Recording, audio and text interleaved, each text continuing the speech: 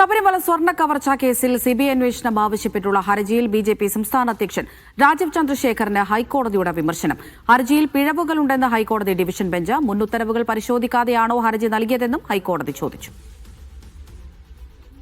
Ahmed Mojtaba വിവരങ്ങൾ നൽകും കൊച്ചിയിൽ നിന്ന്. മുജ്തബ, എന്താണ് കോടതി ഇന്നിപ്പോൾ ഈ വിഷയത്തിൽ ചോദിച്ചത്?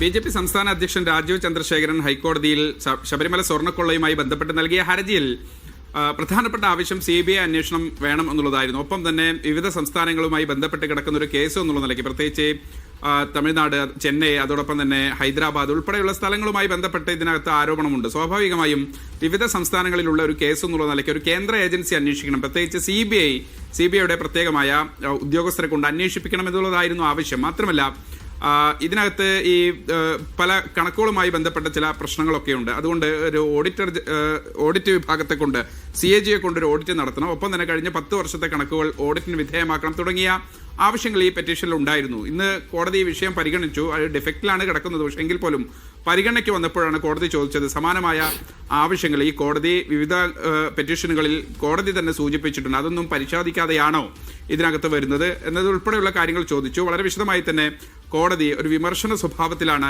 രാജീവ് ചന്ദ്രശേഖരന്റെ ഹർജിയിൽ കണ്ടത്. കാര്യം, ഹൈക്കോടതി തന്നെ സ്വമേധയാ എടുത്തൊരു കേസ്, ആ കേസിനകത്ത് കോടതി ഇതിനകം തന്നെ വളരെ വലിയ അന്വേഷണ വിപുലീകരണത്തിനും പ്രത്യേക ഒരു സംഘത്തെ നിയോഗിച്ച് അന്വേഷണം മുന്നോട്ട് കൊണ്ടുപോവുകയാണ്. മാത്രമല്ല, കണക്കുകൾ സംബന്ധിച്ച് മറ്റു ചില പെറ്റീഷനുകളിൽ വളരെ വിശദമായി തന്നെ ഈ കണക്കുകൾ സംബന്ധിച്ച്, ഓഡിറ്റ് സംബന്ധിച്ചൊക്കെ നേരത്തെ തന്നെ ഹർജികൾ ഹൈക്കോടതിയുടെ പരിഗണനയിലുണ്ട് താനും. എന്തായാലും ഇതൊന്നും പരിശോധിക്കാതെ ഇത്തരത്തിൽ ഒരു ഹർജി നൽകിയതിനെ സംബന്ധിച്ചാണ് കോടതി ചില വിമർശനങ്ങൾ ഉന്നയിക്കുന്നത്. എന്തായാലും ഈ വിഷയത്തിൽ അടുത്ത ദിവസം തന്നെ ഹർജി മറ്റൊരു ദിവസത്തേക്ക് പരിഗണിക്കാൻ മാറ്റിയിട്ടുണ്ട്. മാത്രമല്ല, ഈ ഹർജി ഇതിനകത്ത് ഈ ഹർജി ഫയൽ ചെയ്തതിനകത്ത് തന്നെ ചില ഡിഫക്റ്റുകളുണ്ട്. അത് പരിഹരിച്ച് പുതിയ ഹർജി നൽകാനും കോടതി നിർദ്ദേശിച്ചിട്ടുണ്ട്. അമൃത.